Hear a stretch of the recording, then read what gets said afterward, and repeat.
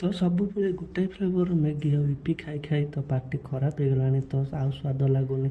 ତ ଭାବିଲି ଇପିକି ଟିକେ ଅଲଗା ପ୍ରକାର କାହିଁ ନ କରିହେବ, ଗରମ ପାଣିରେ ଇପି ପକାଇଦେଇ ଗାଜରଟାକୁ ପକାଇଦେଇ ଲୁଣ ଟିକେ ପକାଇଦେଲି ଆଉ ତାକୁ ସିଝିବା ପାଇଁ ଛାଡ଼ିଦେଲି।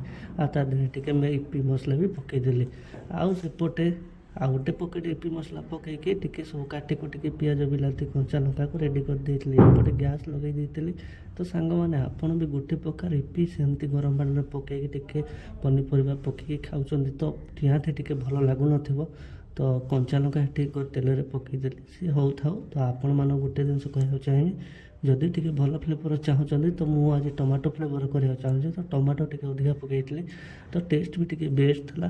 ତ ସାଙ୍ଗମାନେ ସବୁବେଳେ ସେ ଗୋଟେ ପ୍ରକାର ଇପି ଖାଇ ଖାଇ ଖାଇ ଖାଇ ପାଟି କ'ଣ ହେଇଗଲାଣି, ତ ଆଜି ଟିକେ ଅଲଗା ପ୍ରକାର ସେଥିପାଇଁ ବନେଇବାକୁ ଲାଗିଗଲି। ତ ମୁଁ ତ ଜାଣିନି ଏତେ ଟେଷ୍ଟ କେମିତି କ'ଣ ହେବ, ଯେମିତି ହେଇଥିଲା ଭଲ ହେଇଥିଲା। ଭିଡ଼ିଓ ଟିକେ ଲାଇକ୍ କରିଦେବା, ଚ୍ୟାନେଲଟିକୁ ସିଓର ସବସ୍କ୍ରାଇବ୍ କରି